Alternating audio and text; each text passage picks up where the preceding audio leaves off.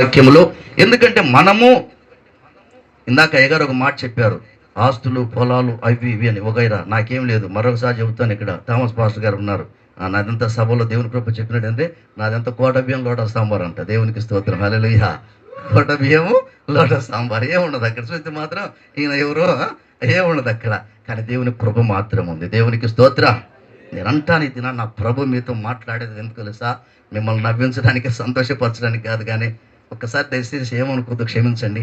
సంఘాలు నడిపిస్తున్న దైవజనులు ఎంతమంది ఉన్నారు? ఒకసారి చేతులు ఎత్తారా? సంఘాలు నడిపించి ఏమనుకోవచ్చు మనం అలా అని చెప్పేసి.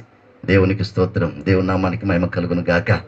సరే చూడండి, ఒక మాట చదువుకుందాం. మీకు అందరికీ తెలిసిన విషయాలే. నేను కొంచెం టచ్ చేసి నేను ముందుకు వెళ్ళి అనుకున్న సమయానికి దైవజనులకు సమయాన్ని నేను అప్పగిస్తాను. దేవునికి స్తోత్రం. చదవండి ఒకసారి ఇర్మియా గ్రంథంలో ఒక మాట మనకు కనిపిస్తుంది. ఇర్మియా గ్రంథము 50వ అధ్యాయములో అనుకుంటాను. చూడండి, అక్కడ ఒక మాట మనకు కనిపిస్తుంది. దేవుడు చెబుతున్న మాట ఏది కూడా నిరర్ధకము కాదు. కాబట్టి ఇక్కడ ఇర్మియా గ్రంథము 51వ అధ్యాయము, ఈ మాట నాకు ఇష్టమైన మాట. దేవుడు నన్ను దర్శించి నాతో మాట్లాడిన మాట. 20వ వచనాన్ని మనం చదువుదాం. నీవు నాకు గండ్రగొడ్డలి వంటి వాడవు, యుద్ధాయుధము వంటి వాడవు. నీ వలన నేను జనములను విరగొట్టుచున్నాను. చాలమ్మా. ఏమంటున్నాడు? నీవు నాకు గండ్రగొడ్డలి వంటి వాడవు, గండ్రగొడ్డలి వంటి వాడవు. ఒకసారి మనల్ని మనం ఆలోచింప చేసుకుందాం. ఇజ్రాయెల్ గురించి చెప్తున్న మాట, దేవుని ప్రజల గురించి చెబుతున్న మాట, యాజకుల గురించి చెబుతున్న మాట, సేవకుల గురించి చెబుతున్న మాట, టోటల్లీ ఆయన బిడ్డల గురించి చెబుతున్న మాట. నీవు గండ్రగొడ్డలి వంటి వాడవు. దైవజనులారా, ఆలోచిద్దాం. మనం ఒక్కసారి ఆలోచన చేద్దాం. ఈ గండ్రగొడ్డలి పదునుంటే నరుకుతుందా? పదును లేకుంటే నరుకుతుందా? పదునుంటేనే. మిమ్మల్ని నేను క్వశ్చన్ వేస్తున్నాను, దయచేసి ఏమనుకోవద్దు. మనలో మనం మాట్లాడుకోవడానికి. ఇప్పుడు పదును కలిగి ఉన్నటువంటి గండ్రగొడ్డలి అది ఎక్కడ పెట్టినా, ఏడ ఊరక టచ్ అయినా తెగిపోతుంది. కథం దుకాణం మందు. హల్లెలూయా. తెగిపోతుంది. ఇప్పుడు గండ్రగొడ్డలికి ఏ కనికరము ఉండదు, ఏ బంధుత్వ ప్రీతి ఉండదు, ఏ కుల ప్రీతి ఉండదు, ఏ మత ప్రీతి. ఎందుకంటే మతాలు కూడా ఎక్కువైనాయి కదా. మాదే కరెక్ట్ అని. ఇది ఇక్కడ కాదు, ఇది గండ్రగొడ్డలి. దేవునికి స్తోత్రం. ఇది గండ్రగొడ్డలి. ఈ గండ్రగొడ్డలికి ఏ విషయంలో కూడా కనికరము ఉండదు. అది ఎందుకు రూపించబడింది అయ్యా అని చెప్పంటే, అది ఖచ్చితంగా నరకడానికే ఉపయోగించబడింది. అది నరకడానికే ఉపయోగించబడింది. ఎటువంటి వస్తువైనా కూడా అవలీలగా నరకగలదు. ఆలోచిద్దాం. మనం వ్యక్తిగతంగా మనం పరిశీలించుకుందాం, పరీక్షించుకుందాం. ఎందుకంటే మనం ఇప్పుడు వ్యక్తిగతంగా నాకు నేను, మీకు మీరు పరీక్షించుకునేటువంటి సమయం. ఈ మాటలు దేవుని మాటలు. దేవునికి స్తోత్రం. దేవుని మాటలు. నీ పిలిపేందో నీకు బాగా తెలుసు, నీ దర్శనమేందో నీకు బాగా తెలుసు, నీ మొదటి ప్రారంభ విశ్వాసం ఏమిటో నీకు బాగా తెలుసు, ప్రారంభంలో రక్షణ పొందిన ఆ దినమేందో నీకు బాగా తెలుసు. జాగ్రత్త. నా మట్టుకు నాకు తెలుసు. ఆ అనుభవాల మధ్య మనం నడుస్తున్నప్పుడు ఆ మొదట దేవునితో చేసుకున్న ఒడంబడిక, ఆ కవనెంట్ దేనికోసం చేసుకున్నాం? ఒక్కసారి సుదీర్ఘంగా అయితే, ఇప్పుడైతే కొన్ని సంవత్సరాల అనుభవంలో ఒక్కొక్క దైవజనునికి ఒక్కొక్క అనుభవం ఉంటుంది. ఒక్కొక్క దైవజనునికి ఒక అనుభవం ఉంటుంది. ఆ అనుభవాల బళ్ళు వారు నడిచిన అనుభవాలు ఉంటాయి. నేను అంటాను, మరలా రిపీట్ అయ్యి మరలా వెనక్కి వెళ్ళి ఆ మొదట ప్రభు దర్శించిన దినం, ఆ ఆత్మను పొందుకున్న దినం, ఆ రక్షణ పొందుకున్న దినం, నువ్వు ఎలా ప్రభు పాదాల దగ్గరకు వచ్చావు? ఎలా ప్రభు పాదాల దగ్గర నువ్వు కూర్చున్నావు? ఒక్కసారి ఎవరికి వారు పరీక్షించుకునేటువంటి సమయం ఇది. ప్రియమైనటువంటి దైవజనాంగమా, ఎందుకంటే ఎట్లయినా బ్రతకొచ్చు. అంతేనా కాదంటారా? ఎట్లయినా ఇంకా బాగా బతకొచ్చు.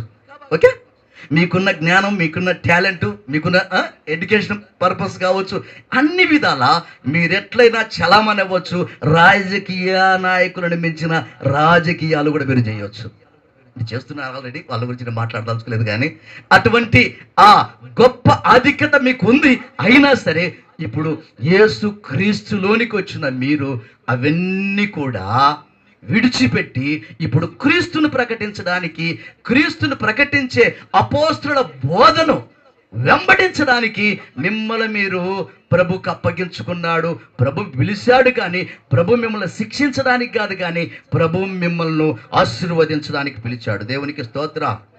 ఎక్కడి నుంచి పిలిచాడు? చీకటిలో నుండి ఆశ్చర్యకరమైన వెలుగులోనికి పిలిచాడు. ఇప్పుడు నువ్వు వెలుగు సంబంధివి, చీకటి సంబంధివి కాదు. చీకటి పాపానికి సాదృశ్యము, వెలుగు పరిశుద్ధాత్మకు సాదృశ్యము. ఆ వెలుగు యేసుక్రీస్తును ధరించుకున్న అనుభవానికి సాదృశ్యము. దేవునికి స్తోత్రం. అనేక విషయాలు ఉన్నాయి చెప్పలేను, కానీ ఇటు పోతుంటే నేను క్లుప్తంగా మీతో చెప్పడానికి ఏమిటంటే, నీవు పదును కలిగిన గండ్రగొడ్డలివా, పదును లేని గండ్రగొడ్డలివా. అదేంది, నేను మనిషి కదా గండ్రగొడ్డలి ఎట్టా అంటే, కాదు, మనిషే గండ్రగొడ్డలిగా మారాలి. దేవునికి స్తోత్రం. మనిషే గండ్రగొడ్డలిగా మారాలి. చదువుదాం. ఒక వ్యక్తి నేను పరిచయం చేసి ఈ కొద్ది మాటలు నేను ముగించి ఈ సమయాన్ని దైవజనులకు ఇస్తాను. చదువుదామా? ఎందుకంటే నా ప్రేమైన దేవుని పిల్లరా, అపోస్తుల కార్యం మనం చదువుతుంటే, అపోస్తుల కార్యములో మరి ఆది అపోస్తులు సంఘం విస్తరిస్తున్నటువంటి దినాలవి. ఆ సంఘం విస్తరిస్తున్నటువంటి దినాలలో అక్కడ దేవుని కార్యం బాగా జరుగుతుంది. అక్కడ అనేకులు సంఘముగా కూడుకుంటున్నారు. అనేకులు అక్కడ సంఘం విస్తరించబడుతుంది. అంత మాత్రమే కాదు, అక్కడ వారందరూ కూడా వారి పనులు వారి సామర్థ్యం కొలది వారు చేస్తున్నారు. అంత మాత్రమే కాదు, అపోస్తులు బోధిస్తున్నప్పుడు అక్కడ విధవరాన్లు ఉన్నారనే సంఘములు అక్కడ రాయబడి ఉంటాం, మనం చూస్తాం 6వ అధ్యాయంలో. ఆ ఉన్నప్పుడు ఆ పరిచర్య కాస్త విస్తరించినప్పుడు, ఇప్పుడైతే మనకి కొద్దిగా అనిపిస్తుంది ఇన్సెంట్ గారి యొక్క పరిచర్య, మన పరిచర్య ఇప్పుడు భవిష్యత్తులో ఒకవేళ ఇంకా విస్తరిస్తే కావాల్సిన ప్లేస్ కావాలి, కావాల్సినటువంటి స్థితి కావాల్సిన అన్ని కావాలి. అట్లాగే ఆ ఆది అపోస్తుల కాలంలో సంఘం విస్తరిస్తున్నప్పుడు అపోస్తులకు ఒక ఆలోచన వచ్చింది. ఏమిటని చెప్పి అక్కడ కొంత గలిబిలి కూడా జరుగుతున్నట్టుగా విధవరాల విషయంలో ఉంది. అయిన చెప్ప సంచాలగానే ఇప్పుడు వారు ఒక 7 మందిని ఏర్పాటు చేసుకున్నట్టుగా మనం అక్కడ చూస్తాం. 7 మందిని ఏర్పాటు చేసుకున్నప్పుడు వారిని మొట్టమొదట వారికి పెట్టిన పేరేమిటయ్యా అని చెప్పంటే ఏమనుంది అక్కడ 6వ అధ్యాయంలో, వారు ఆత్మను, పరిశుద్ధాత్మతోను జ్ఞానముతోను నిండుకొనిన విశ్వాసముతోను మా మైక్ తీసుకో తల్లి. కాబట్టి సహోదరులారా, ఆత్మతోను జ్ఞానముతోను నిండుకొని మంచి పేరు పొందిన 7 మనుషులను మీలో ఏర్పరచుకొనుడి. మేము వారికి ఈ పనికి నియమింతుము. అయితే మేము ప్రార్థన యందును వాక్య పరిచర్య యందును చదువుమా. ఈ మాట జన సమూహం అంతటికి ఇష్టమైనందున వారు విశ్వాసముతోను పరిశుద్ధాత్మతోను నిండిన కొనిన వాడైన స్టెఫను, చాలమ్మా, ఫిలిప్పు, ఇద్దరిని ఆపేసేద్దాం. స్టెఫను ఎవరిద్దను? స్టెఫను ఎన్నుకున్నారు. స్టెఫను ఎన్నుకున్న తర్వాత ఈ స్టెఫను గురించి 6వ అధ్యాయము 7వ అధ్యాయంలో చెప్పబడింది. ఈ స్టెఫను గురించి మనం ఆలోచన చేస్తే, ఈ స్టెఫను అపోస్తుల చేత అభిషేకించబడిన వాడు. దేవునికి స్తోత్రం. అపోస్తులత్వంలోనికి వారు చేర్చబడిన వారు. అపోస్తులత్వంలో చేర్చబడిన వారిలో మొదటి వాడు స్టెఫను. ఈ స్టెఫను కూడా మొట్టమొదటి క్రైస్తవ హతసాక్షి. మొట్టమొదట క్రైస్తవ హతసాక్షిలో మొట్టమొదటి వాడు. అయితే ఇతను ఎన్నిక చేయబడ్డ తర్వాత ఇతనిలో కొన్ని అనుభవాలు మనము చూద్దాము క్లుప్తంగా. మొట్టమొదటగా అతనిలో ఉండబడినది ఏంటంటే పరిశుద్ధాత్మ. ఏముంది అక్కడ? పరిశుద్ధాత్మ అనుభవంతో ఆయన నడిపించేవాడుగా ఉన్నాడు. ఇది మనము పరిశుద్ధాత్మతో నడిపించబడే అనుభవం ఉందా? నువ్వు భాషలు మాట్లాడుతున్నావా? ప్రవశిస్తున్నావా? వెరీ గుడ్ కాంప్లిమెంట్, నేను దాన్ని తీసాను. ద సేమ్ టైం పరిశుద్ధాత్మ నీలో ఉన్నప్పుడు, పరిశుద్ధాత్మ నీలోనికి వచ్చినప్పుడు, మేడగదిలో పరిశుద్ధాత్మ వచ్చినప్పుడు వారిపై అగ్ని జ్వాలల వంటి నాలుకలు విభాగించబడి ఒక్కొక్కరి మీద ఉరాలగా వారేమైపోయారు? పరిశుద్ధాత్మను పొందుకొని ఇక్కడ చేయాల్సిన పనులను చేస్తున్నారు. ఆ కిందకి వచ్చినప్పుడు వారేం చేస్తున్నారంటే, మీరు చెప్పిన మాట మేమే ఉన్నాం కానీ మేము దేవుడు చెప్పిన మాట వింటాము. దేవునికి స్తోత్రం. దేవుడు చెప్పిన మాటే, దేవుడు చెప్పిన మాట శక్తి కలిగినది కనుక దేవుడు చెప్పిన మాటే మేము చేస్తామని చెప్పేసి వారు చెప్పడం జరిగింది. అనగా కాల్చబడితే చెత్త అంతా కాలిపోతుంది, గింజగా నీవు మార్చబడతావు. దేవునికి స్తోత్రం. ఇక్కడ దైవజనుడు గారు ఎందుకు ఏర్పాటు చేశారంటే, ఏదైనా మనలో చెత్త ఉంటే వారు అంటారు, అసలు నేను చాలా సంతోషిస్తాను, అయ్యా మొదట నా చెత్త కాల్చబడాలి, తర్వాత అందరి చెత్త కాల్చబడాలనే మాట. ఇది చాలా శ్రేష్టమైనటువంటి మాట. కాబట్టి అలా మనం మార్పు చెందడానికి వచ్చినప్పుడే, మార్పు చెందినప్పుడే దేవుని ఆత్మ మనల్ని ముందుకు నడిపిస్తుంది. ఈ దేవుని ఆత్మ ఏం చేస్తుంది అని చెప్పంటే, దేవుని ఆత్మ స్టెఫెనును బలంగా శక్తితో నింపింది. దేవునికి స్తోత్రం. అందుకే వాక్యం అంటే కొరింథీ రాసిన పత్రిక 2వ అధ్యాయము 24వ వచనం మనం చదువుకుందాం. అక్కడ అంటాడు, ఎవ్వరికి వ్యత్యాసం లేదు, ఇందులో ఎవ్వరు గొప్ప చిన్న తేడా లేదు. దేవుడు అంటున్నాడు అందరికీ. అందరికీ చదువుతారు అక్కడ అమ్మా, కొరింథీ రాసిన పత్రికలో 1 కొరింథీ 2:24, 2 కొరింథీ 1:24 చూడమ్మా, చెప్తాను. ఆయన యూదులకు ఆటంకముగాను అన్య జనులకు వెరితనముగా ఉన్నాడు గాని యూదులకేమి క్రీస్తు దేశస్థులకేమి పిలువబడిన వారికే క్రీస్తు దేవుని శక్తియు దేవుని జ్ఞానమునై ఉన్నాడు. దేవుని శక్తియు జ్ఞానమై ఉన్నాడు.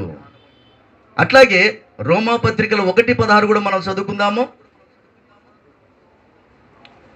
1వ అధ్యాయం 16వ వచనంలో, సువార్తను గురించి నేను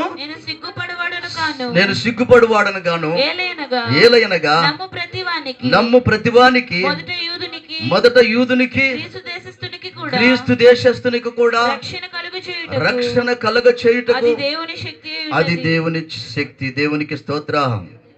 దేవుని శక్తి, పరిశుద్ధాత్మ దేవుడు ఎప్పుడైతే నీలోనికి వస్తే, అపోస్తుల కార్యం 1వ అధ్యాయం 8వ వచనం కూడా మనం చదువుకుంటే అక్కడ దేవుని వాక్యం సెలవిస్తున్న మాట ఏంటంటే, పరిశుద్ధాత్మ మీ మీదికి వచ్చినప్పుడు మీరు శక్తి నొందుదురు గనక మీరు యెరూషలేములోను యూదయ సమరయ దేశములందంతటను భూదిగంతముల వరకును నాకు సాక్షులుగా ఉంటారు. దేవునికి స్తోత్రం. భూదిగంతముల యూదయ అంటే తెలుసు, దయచేసి క్షమించండి, మీకు తెలుసు అయినా సరే వినాలండి నేను. యూదయ అంటే ఇంటిలో సాక్ష్యం, యెరూషలేము అంటే సంఘములో సాక్ష్యము, భూదిగంతముల వరకు అంటే అన్య జనులలో సాక్ష్యం. దేవునికి స్తోత్రం. ఎక్కడ కథ భయంకరంగా ఉంది పరిస్థితులు. అంటే మీకు తెలుసు, నేను చెప్పాల్సిన అవసరం లేదు, అదే మాకు తెలియదు అంటారు. తెలుసు కాబట్టి నేను ఇప్పుడు అంటాను, నువ్వు గండ్రగొడ్డలాగా ఉండాలి. దేవునికి స్తోత్రం. నువ్వు గండ్రగొడ్డలాగా ఉండాలి. ఇక్కడ ఈ స్టెఫెను గురించి చెప్పుకుంటే అన్ని చెప్పలేను, కానీ ఇక్కడ స్టెఫెను పరిశుద్ధాత్మ చేత నింపబడిన వాడుగా ఉన్నాడు. స్టెఫెను మొదట విశ్వాసము కలిగిన వాడు, క్రీస్తుని గురించి విశ్వసిస్తున్నాడు. వారు ఇజ్రాయేలు యూదులు అనేక రీతులుగా అక్కడ వారు వాదం వేసుకుంటున్నారు స్టెఫెను విషయంలో. ఆ హెన్రీ సభ దగ్గర కూడా, ఆ సమాజ మందిరాల్లో ఈ యొక్క మరి స్టెఫెను వెళ్ళి అనేక విషయాల్లో వారు వాదిస్తున్నప్పుడు ఇతను మాట్లాడుతుంటే ఇతనికి ఎదురు చెప్పలేకపోయారు. దేవునికి స్తోత్రం. దేవుని మహాకృపను బట్టి మీరు నమ్మండి, నమ్ముకొని. నేను ట్రైన్లో ప్రయాణం, బస్సులో ప్రయాణం, ఎక్కడున్నాయి ఆడ మాట్లాడినా యేసు రక్తమే జయం. హల్లెలూయా. కొట్టేస్తా ఒక రాజకీయ నాయకుడు కానీ ఇంకొకటి కానీ. ఎందుకంటే నేను ఆల్రెడీ ప్రభు కోసం నా మాటకైతే బ్రతుకుట క్రీస్తే, చావైతే లాభం. నేనంటా నా ప్రేమ దేవుడు ఎందుకని చెప్పంటే పరిశుద్ధ గ్రంథం అంతా హతసాక్షులతో నింపబడింది. అది మనకు అప్పగించిన బోధ, అది ఒక్కసారి మనకు అప్పగించాడు. దేవునికి స్తోత్రం. బాబా నా ఒళ్ళు పులకరిస్తుంది. ఎందుకు ఈ విషయం అంటే నీవు ప్రభుత్వం ఉంటే మాత్రము నువ్వెక్కడికి వెళ్ళినా నీ మాటే హైలైట్ చేస్తాడు, కానీ దేవుడు ఎదుటోని మాట డౌన్ చేస్తాడు. దేవునికి స్తోత్రం. అంతే, ఇంకా అందులో డౌట్ లేదు. ఇంకా ఆడు మాట్లాడడానికి అవకాశం ఉంది. కారణం ఏంటంటే నువ్వు విస్తరించి మాట్లాడవలసిన కాదు, నీ నోటి నుంచి వచ్చే మాటలోనే శక్తి ఉంది. అది జీవముతో కూడిన శక్తి. ఒక సేవకులుగా మన జీవితాల్లో ఛాలెంజ్ చేయాలి, సైన్యంగా మారాలి, నిలబడాలి. దేవుని కొరకు నిలబడాలంటే వాక్యపు ధ్యానం చేయాలి. వాక్యపు శక్తి చేత మనం ఎక్కువ సమయాన్ని మనము కేటాయించే వారుగా ఉండాలి. ఎప్పుడైతే అలా ఉంటామో అదిగో పరిశుద్ధాత్ముడు మనలను నడిపిస్తాడు. దేవునికి స్తోత్రం.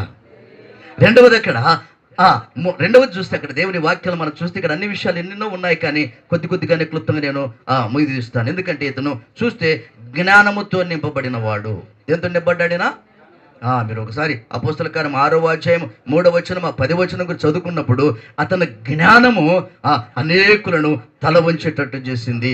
జ్ఞానముతో నింపన్నాడు అనగా ఏ జ్ఞానము అది? పై నుంచి వచ్చే జ్ఞానము. దేవునికి స్తోత్రం. పై నుంచి వచ్చే జ్ఞానము మనం తప్ప భూ సంబంధమైన జ్ఞానము కాదు. నువ్వు పిలువబడ్డావు, నీవు గండ్రగొడ్డలి పదునుతో ఉంది. ఈ పదునుతో ఉంటే ఏది కూడా ఇక దానికి ఎదురు రావడానికి అవకాశం లేదు కనుక అది ఖచ్చితంగా నరికే స్వభావం ఉంది కనుక నీవు కూడా పైనుండే జ్ఞానం ఏంటంటే చెడునంతా నరుక్కుంటూ పోతుంది. దేవునికి స్తోత్రం. చెడునంతా నువ్వు నరుకుతావు. మూడవదిగా మనం కనిపిస్తే అక్కడ నా ప్రియమైన దేవుని సేవకులారా కృపతో నిండిన వాడని చెప్తుంది. ఏమని చెప్తుంది? కృపతో నింపబడిన వాడతను. కృప. కానీ చాలామంది ఈనాడు ఏం చేస్తామంటే, నా మటుకు నేను ఒక్కోసారి గర్వం అనేది మనలో పనిచేస్తుంది.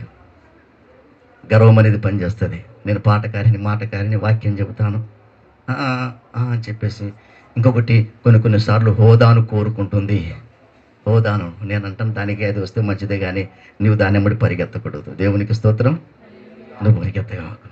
ఎందుకంటే ఒకరోజు దేవుని కొరకు సిద్ధపరిచాడు, నీకన్నీ సిద్ధపరిచాడు, ఏమేమి అవసరమో నీకు సిద్ధపరిచాడు. కనుక నీవు దైవ సంబంధమైనటువంటి ఆ దేవుని యొక్క మాటకు నీవు లోపడి ఆ దేవుని జ్ఞానం ప్రకారము నడిపించాలి. ఇవన్నీ ఒక్కొక్కసారి విస్తరించి చెప్పడానికి సమయం చాలదు కనుక జ్ఞానం అనేది ఉండాలి. జ్ఞానముతో నడుచుకోవాలి. అందుకే వివేకము అని కూడా దానికి పేరు పెట్టబడింది. దేవునికి స్తోత్రం. వివేకముతో మనము తప్పించుకు తిరిగేవారుగా మనం ఉండాలి. తర్వాత ఇక్కడ చూస్తే కృపతో నిండిన వాడని చెప్పుకున్నాం. మూడవదిగా శక్తితో నిండినవాడు. ఎవరు? శక్తితో. ఇందాక చెప్పాం పరిశుద్ధాత్మ శక్తితోటే మనము నింపబడినప్పుడే అక్కడ నిజంగా ఆ స్తెఫను గురించి మన మటుకు మనం ఏమనుకుంటాం, స్తెఫను సువార్తికుడిగా పనిచేశాడు, స్తెఫను సంఘములో పంచేవాడుగా ఉన్నాడు, స్తెఫను సంఘములో బోధించేవాడు కూడా ఉన్నాడు. ఆయన కంటే బోధకుడు ఇంకొకడు కనిపించు నాకు తెలిసినంత వరకు. ఎందుకంటే అబ్రహాం మొదలుకొని సొలొమోను వరకు కూడా చరిత్ర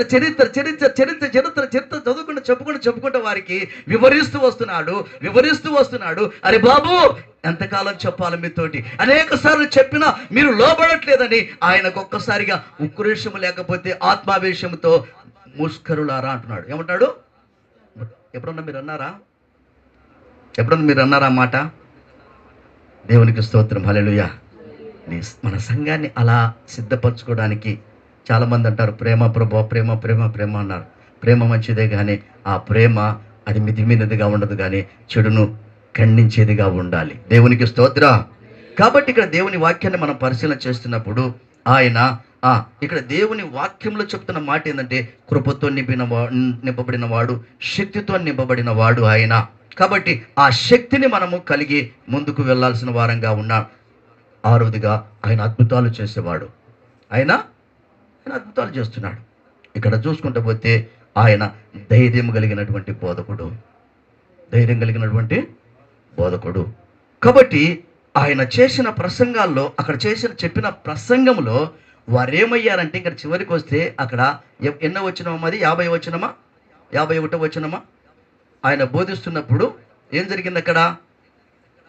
ఒక్కసారిగా కోపముతో వారు ఈ మాటలు విని కోపముతో మండిపడి అతన్ని చూసి పనులు కొరికారు. కింద పుట్టినోట్లు ఏముంటది? కింద పుట్టినోట్లు చిన్న అక్షరాల్లో తమ హృదయముల యందు నరకబడిన తమ వారై. హృదయాల యందు నరకబడిన నరకబడిన వారయ్యారండి. ఈ గండ్రగొడ్డలేమో చెట్లను నరుకుతుంది, వస్తువులు నరుకుతుంది. ఇప్పుడు మనము హృదయాలను నరకాల అధికమందర భాష హల్లెలూయా. నరకాలంతే యేసు రక్తమే. వడిచి కానక కాదు, వడిచి ఇంకోటి యేసు రక్తమే. రే వద్దురా బాబు, నీది నాకు ముందు నువ్వు మార్పు చెందు. దేవునికి స్తోత్రం. దయచేసి నన్ను క్షమించండి. ఎందుకు ఈ విషయం చెప్తున్నానంటే, దేవుని సన్నిధిలో నిలబడ్డాను బలిపీఠం మీద. ఖచ్చితంగా దానికోసమే ప్రయాసపడడం జరుగుతుంది. దేవునికి స్తోత్రం. ఎందుకంటే నీవు ఆత్మచేత నింపబడినప్పుడు, నీవు ఆత్మ ద్వారా నడిపించబడుతున్నప్పుడు దేవుని ప్రత్యక్షతను పొందుకు. నేను అంటాను మరలా, మొదట నీవు దేవునితో కలిగిన సంబంధాన్ని మరలా అయ్యగారు చెప్పిన ఇందాక రిపీట్ చేసుకోవాలి. ప్రతి దినము ధ్యానించాలి. ప్రతి దినము ధ్యానము అంటే ఏంటి? ధ్యానము అనగా ప్రార్థించడం దేవునితో మాట్లాడాలి. ధ్యానం అనగా పరిశుద్ధ గ్రంథాన్ని చదవాలి. చాలా మంది ధ్యానం చేస్తున్నామంటారు. ఇదే మరి 6వ అధ్యాయంలో ఉన్నటువంటి పిలుపును కూడా మనం ఆలోచన చేస్తే, పిలుపు అంట అరణ్య మార్గములు వెళ్ళాడు. అక్కడేమో నపుంసకుడు యెరూషలేమునకు ఆరాధించడానికి వెళుతున్నాడు కానీ యెషయా గ్రంథము చదువుతున్నాడు. అతనెవడు? ఉన్నతమైన వాడు, మంచి యెరూషలేమునగా సంఘానికి మంచి అభినాభావ సంబంధము కలిగిన వాడుగా ఉన్నాడు అని తెలిసి ఉన్నప్పటికీ కూడా ఇప్పుడు దేవుడు స్టెఫన్ను పంపించాల్సి వచ్చింది, ఫిలిప్పును పంపించాల్సి వచ్చింది. ఇప్పుడు ఫిలిప్పు వెళ్ళి ఏమంటున్నాడు? రథము ఆపు. మనం అంటాం ఆ మాట, చెప్పండి, మనం అంటాం అతనుడు ప్రధానమంత్రి అని చెప్పబడుతుంది కదా. నువ్వు ఆపు. ఎంత గొప్ప ధైర్యం అండి. దేవునికి స్తోత్రం. హల్లెలూయా. మనం అట్ట కాదుగా, శాలువ దండలు పట్టుకొని నిలబడతాం. ఎగారు వస్తున్నాడు, నా దండ వేసుకుంటాడు లేదు, నా శాలువ. అందుకంటే నేను విషయం చెప్తాను. నేను మెడికల్ ఫీల్డ్ చేశాను కానీ ప్రభు కృపను బట్టి MLA Narsapeta MLA Gopeti Srinivasareddy MLA, ఇప్పుడు ప్రజెంటు మరి టీడీపీ ఎమ్మెల్యే కూడా అరవింద్ బాబు, వీళ్ళందరూ చూస్తే వాళ్ళు బాగా పరిచయం. బిఫోర్ నాకు 98, 96లో. ఇప్పుడు వాళ్ళు చూస్తే నేను సైలెంట్ అయితే తలంచుకుని పోతా. దేవునికి స్తోత్రం. ఏం పాస్ నీకు డబ్బులు ఎక్కువైనాయా, హోదా ఎక్కువైందా, పలుకుబడి ఎక్కువైందా? ఎందుకు పక్కకు పోతామంటే, నా దేవుని శక్తి ముందు వారి శక్తి పనిచేయదు. వారి దగ్గరికి తలంచిపోతే ఒకవేళ 10 రూపాయలు ఇస్తారు, ఏదైనా పదవి ఇస్తారేమో, కానీ నా దేవుని శక్తి నేను కోల్పోతాను. దేవునికి స్తోత్రం. నేను దేవుని శక్తితో నింపబడ్డాను. నేను ఎవరికి భయపడను, నేను తల వంచను, తల దించను నా ప్రభు కోసం. ఎందుకంటే ఆది అపోస్తులు అనుసరించిన విధానము. ఈ అపోస్తుల బోధ అంటే ఏంటంటే తెగింపే బోధ. దేవునికి స్తోత్రం. నువ్వేం చేయాల్సిన పని లేదు, నువ్వు తెగిస్తే చాలు ప్రభు కోసం. ప్రభు నీ కొరకు తెగిస్తాడు. దేవునికి స్తోత్రం. నీ పరిచర్య, నీ ప్రతికూలత, నీ కుటుంబము, నీ వ్యవస్థలన్నీ కూడా ఆయన తారుమారు చేస్తాడు. ఎందుకంటే నీవు ఆయన చేతిలో ఉన్నావు.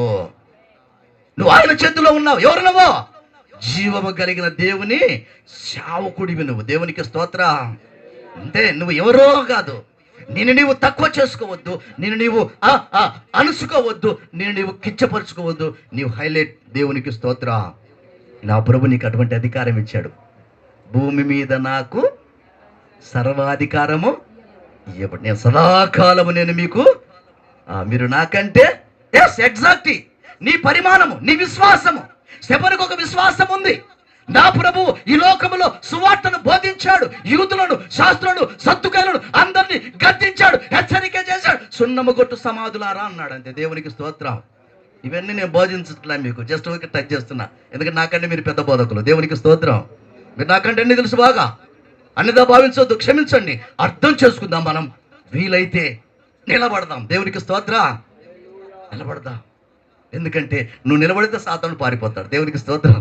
నువ్వు నిలబడట్లా, కారణం ఏంటంటే నువ్వు నిలబడడానికి నిలబడకుండా అపవాదం ఏం చేస్తున్నాడు తల చిన్న విషయాలు నీ మీద బూషు చూపిస్తున్నాడు. ఏంది మాట్లాడుతున్నావు, జాగ్రత్త. ఈ బజార్ ఏందనుకున్నావు, జాగ్రత్త. అంటే ఆ బజార్ ఏదైతేనేమి, బజారును సృష్టించిన వాడు మనం ఆరాధించున్న యేసయ్య. ఆ దేవుని కలిగిన మనము ఎందుకు తల వంచాలి? బతుకో. కొందరు చాలా బోత్ ఆఫ్ మినిస్ట్రీస్ ఆఫ్ నాయకులు నాతో మాట్లాడుతున్నప్పుడు, డేవిడ్ రాజు బ్రదర్ని మీరు మారరా అంటారు. మీరు, నా ప్రభు మారాడు, నేను మారను. దేవునికి స్తోత్రం. నా ప్రభు మారాడు, నేను మారాడు. మారేం చేయమంటావు? అదేందండి నువ్వు ఇట్టంటే మాట్లాడితే నేను అట్టే మాట్లాడతా. దేవునికి స్తోత్రం. కాబట్టి నా ప్రేమ దేవుని దైవజనులారా, ఇక్కడ నేను అంటేందంటే నీ ఆలోచన, నీ మాట, నీ తీరు, నీ తలంపు ఎక్కడి నుంచి వస్తుందో రాయి చెప్పినట్టు ధ్యానంలోనే వస్తుంది. దేవునికి స్తోత్రం. ఈ మాటను ధ్యానిస్తుంటే పరలోకము తెరవబడుతుంది. అదే అక్కడ ఆ స్తెఫను చేసినప్పుడు ముగించబోతున్నాను, ఎందుకంటే సమయం ఎక్కువ వాడాను ఇప్పటికీ ఆల్రెడీ నాకు తెలుసు. దేవునికి స్తోత్రం. హల్లెలూయా. ఆకాశము తెరవబడుతాయో, దేవుని కుమారుడు కుడిపార్శ్వమున నిలిచి ఉండటయో నేను చూస్తున్నాను అని చెప్పరా. ఏంటి పరిస్థితి? రాళ్ళు పటాన్ని కొడుతున్నాయి. అబ్బా, ఆలోచిద్దామా మనం చేసే సేవలు రాళ్ళు పడుతున్నాయా? ఖచ్చితంగా పడుతున్నాయి. మాటల రూపంలో కొందరు అంటారు, వీడికి దరిద్రం పట్టిందిరా, నేనే దానికి చేతగాక కుటుంబాన్ని మంచి భవిష్యత్తు నాశనం చేసుకున్నాను, నా రక్త సంబంధికులు ఎందరో ఎన్నో రకాలుగా. నా ప్రభుత్వం నేను మాట్లాడుతుంటాను, నా ప్రభు నన్ను నడిపిస్తుంటాను. నా కుమారుడు నీవు భయపడవద్దు అని చెప్పండి. నేను నా ప్రభుత్వం నేను మాట్లాడుతున్నాను. అందుకే నాకు సంఘం ఎంత ఉంది, ఆ స్తోత్రం. చిన్న సంఘం నాది, మీద ఎదుగుతున్నాను. ఆల్రెడీ దేవుని కృప ఉండేది, కానీ ఒక డిఎస్పీ వచ్చే నా రిలేషనే, బావగారు మందిరం కట్టాలని దేవుడు దర్శించాడని చెప్పంటే కట్టుకోమని చెప్పా. దేవునికి స్తోత్రం. కట్టుకున్నాడు. నేను కన్నీరు గార్చి వస్తే ఈ ఆత్మలు అక్కడికి నడిపించాడు. ఏంది ప్రభువా అన్న, నా కుమారుడా ఇది కాదరా నీకు, నేను మరలా చూపిస్తానన్నాడు. దేవునికి స్తోత్రం. విడిచిపెట్టేసే పాస్టర్ మేడ్చింది. అయ్యా ఏందయ్యా? ఏం లేదు, ఏ వ్యక్తి విషయం. దేవుడు మనల్ని పోషిస్తున్నాడు, ఆయన మనల్ని బలపరుస్తాడు. కనుక నువ్వు నాతో చెప్పొద్దు. కాదయ్యా, బతిమలాడిపో విశ్వాసం. నేను బతిమలాడను. తప్పిపోయిన కుమారుని తండ్రి బతిమలాడాలా, నేను బతిమలాడాలా? నేను బతిమలాడు ఏదో ఒక రోజు వస్తారని చెప్పేసి ధైర్యంగా ప్రభు కోసం నిలబడితే ఇప్పుడు కొందరికి చెవులు దమ్ములు పడుతున్నాయి. దేవునికి స్తోత్ర. చెవులు దమ్ములు పడుతున్నాయి, అర్థం కావట్లేదు. వారు గజగజగజలు ఆడిపోతున్న హృదయాలు. అయ్యా డేవిడ్, ఎస్ నా ప్రియమైన దేవుని పిల్లలు, ఎందుకు విషయం మిమ్మల్ని లేదు, నా గొప్పతనం మీ ముందు చెప్పట్లేదు, కానీ నా దేవుని గొప్పతనాన్ని మీ ముందు ఉంచుతున్నాను. ఈ సేవకుల కొడుకకు ఎందుకు వచ్చావో నాకు తెలియదు, కానీ నా ప్రభు అంటున్నాడు, నీవు గడ్డగొడ్డలిగా తయారై ఈ నెలలో వరకు నరుక్కుంటూ పోవాలి. దేవునికి స్తోత్ర. అపవాది వాడు సమయము కొంచెముగా ఉందని వాడు ఎక్కడ పడితే నీ కుటుంబంలో, నీ పిల్లల్లో, నీ సంఘములో, నువ్వు వెళ్ళే ప్రతి సభ స్థలంలో వాడు కాసుకొని ఉన్నాడు. వాడిని నువ్వేం చేయాలంటే, కమాన్, నా దేవుని గండ్రగొడ్డలి. దేవునికి స్తోత్ర. రెండంచులు కలిగిన వాక్యమనే గొడ్డలు నా దగ్గర ఉంది, నేను నరుగుతాను. అరే ముస్కరులారా, మారలా, మీ పితరులు కాల్చి మారలా, మీ పద్ధతి మార్చుకోరా, మీరు దేవుని రాజ్యానికి సిద్ధపడరా. యేసు క్రీస్తే దేవుడే సృష్టికర్తే నరుడిగా వచ్చి మీతో సహవాసం చేసి ఎన్నెన్నో చేస్తే మీరెందుకు గ్రహించలేకపోతున్నారు? నా ప్రభు ఏ రీతిగా అయితే మరణించాడు, ఆయన తిరిగి లేచాడు, ఆయన మరలా రాబోతున్నాడు. నేను ఆయనతో కూడా చేర్చుకో. దేవునికి స్తోత్ర. బలపరచబడదాం. మీరు చెప్తే అందరం బలపడాలి, ఒక సైన్యంగా మారాలి. దేవునికి స్తోత్రం. వాళ్ళ కాడ కత్తులు ఉంటాయి, కానీ మన కాడ వాక్యం అనే కత్తి ఉంది. దేవునికి స్తోత్రం. వాక్యమే సమాధానం.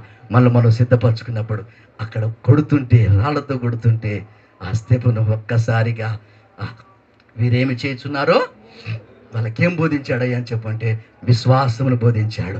యేసుక్రీస్తునందే మీకు రక్షణ అని బోధించాడు. రెండవది, వారి అవిధేయతను ఎత్తి చూపించాడు. దేవునికి స్తోత్రం. మన సంఘాలు ఎత్తి చూపిస్తామా? కాదు. ఒకసారి పోతే ఒక స్థలానికి నేను వాక్యం చెబుతుంటే, ప్లీజ్ దయచేసి, ఎందుకంటే మా సంఘాలంతా ఎంప్లాయీస్, ఉద్యోగస్తులే, మీరు ఏదైనా గట్టిగా రాయేసిపోయారనుకో వాళ్ళు మందిరానికి రారు. వారు నాకు ఇవ్వాల్సిన దశంభాగము ఎవరు అంటే నేను చెప్పాను, తమ్ముడా బ్రదరు నేను చెప్పండిలే వాక్యం అంటే, కాదని చెప్పన్నారు. కానీ ప్రభు మాట్లాడినప్పుడు దేవుని కృపలో వారు, ఎందుకంటే ఈ భయం కూడా చాలా మందికి ఉంది ఈనాడు సేవకులకు. దయచేసింటారా, మనం ప్రభు కోసం బలుగుతాం. అక్కడ అవిధేయతను ఎత్తిపట్టాడు. ముస్కరులారా అన్నాడు. యేసు ప్రభు అన్నాడు, ఆ నక్కతో చెప్పండి. ఆ నక్కతో చూసారా? ఏది ఎవరితో అంటాడు? నక్క ఎవరు? హల్లెలూయా. ఆ నక్కతో చెప్పండి రా. నేను ఎవరో తెలిసిపోయింది, నువ్వు చెప్పాలి. ఆ నక్కతో చెప్పండి. నేను సేవకుడు అంటే ఎవరు అనుకున్నావు? నక్కతో చెప్పమని చెప్పాలి. దేవునికి స్తోత్రం. కాబట్టి నేను ముగించబోతున్నాను. మూడవది, క్షమించే మనసు కూడా తనలో ఉంది స్తెఫనులో. దేవునికి స్తోత్రం. తండ్రి, వీరేం చేస్తున్నారో వీరేరే కనుక వీరిని క్షమాగుణము. ఇన్ని మాటలు చెప్పిన నేను చెప్పేది ఏంటంటే, సంఘ బిడ్డలను మనం ప్రేమించాల్సిందే, అందులో డౌట్ లేదు. మీరు కూడా ప్రేమిస్తున్నారు. ఖచ్చితంగా వారి కోసము మనము త్యాగం చేయాల్సి ఉంది. కాబట్టి ఇది నా ప్రభు సెలవిస్తున్నాడు. స్తెఫను వారిని ఏం చేశారు? వారి హృదయాలు నరకబడ్డాయి. స్తెఫను మరణము. అక్కడ ఒక యవ్వనస్తుడు ఉన్నాడు. ఆ యవ్వనస్తుడు పౌలు. దేవునికి స్తోత్రం. ఇక్కడ ఇద్దరు పౌలయ్య గారు ఉన్నారు.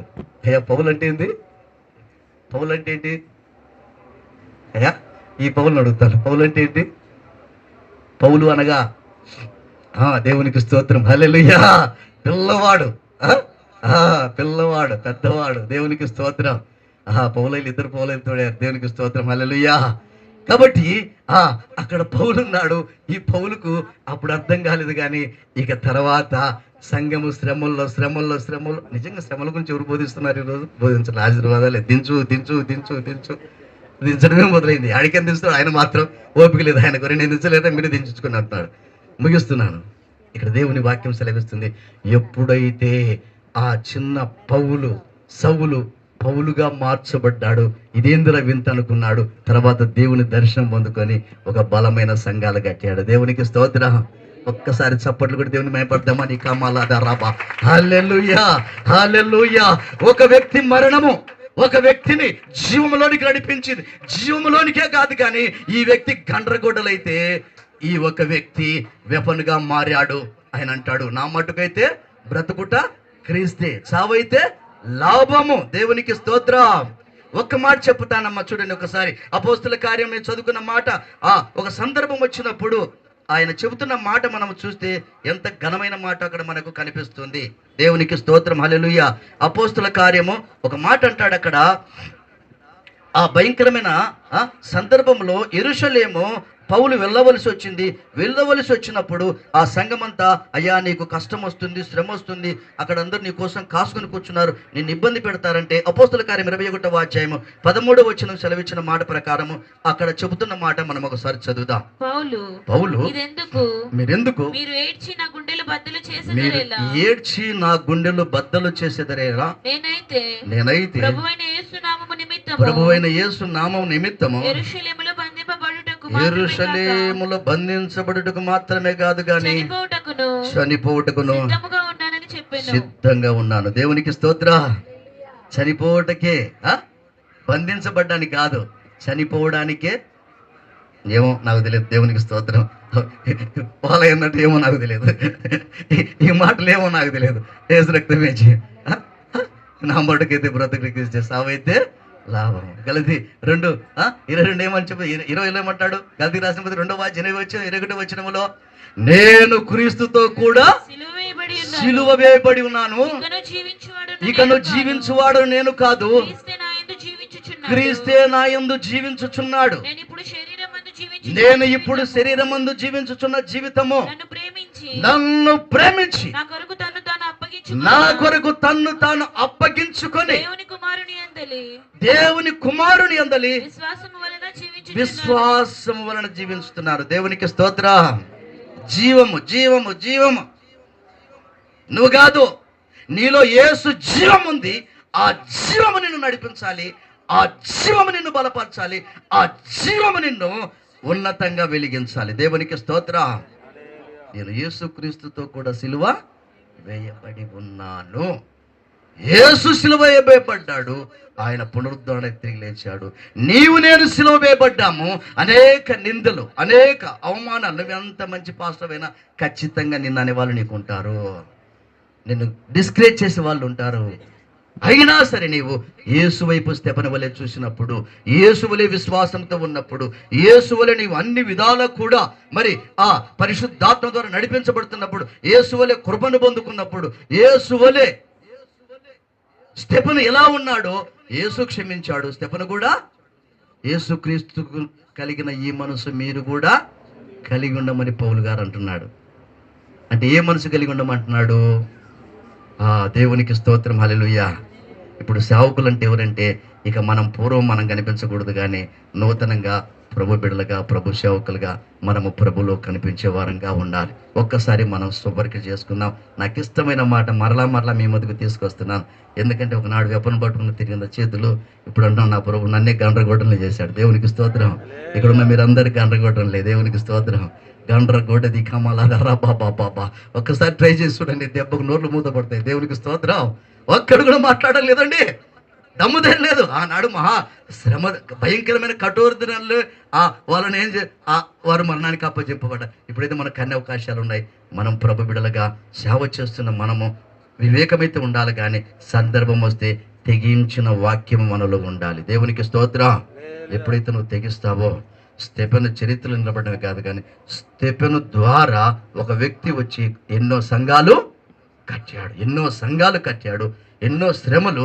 అతను అంటాడు, నేను నదుల వలన ఆపదలు, అన్యజనుల ఆపదలు, స్వజనుల వలన ఆపదలు, కపట సహోదరుల వలన ఆపద. అంటే సేవకుడికి అంతా సమస్యలే, అన్ని ఇబ్బందులే, అన్ని బాధలే. ఈ బాధల మధ్య నిలిచినదే యేసుక్రీస్తు వధువు సంఘము. దేవునికి స్తోత్ర. ఆ వధువు సంఘం అనే ప్రకటన గ్రంథంలో దేవుడు చెప్పిన మాట ఏంటంటే, ఆయన నీ ముందు ద్వారం తెరుస్తాడు, ఆయన నీకు సింహాసనాన్ని ఇస్తాడు. దేవునికి స్తోత్ర. కిరీటమే కాదు, ఆయన సింహాసనం ఇస్తాడు. తెప్పనగా కిరీటం, సింహాసనమే నీకు ఇస్తాడు. ఆ సింహాసనం మీద ఉంటావా? భూ సంబంధమైన సింహాసనం కోసం నువ్వు తపన చేస్తావా? ఇది నా ప్రభు మాట్లాడుతున్నాడు. ఏమిటంటే, నీవు గండ్రగొడ్డలి. స్వపరీక్ష చేసుకుందాం. కళ్ళు మూసుకొని చిన్న స్వపరీక్ష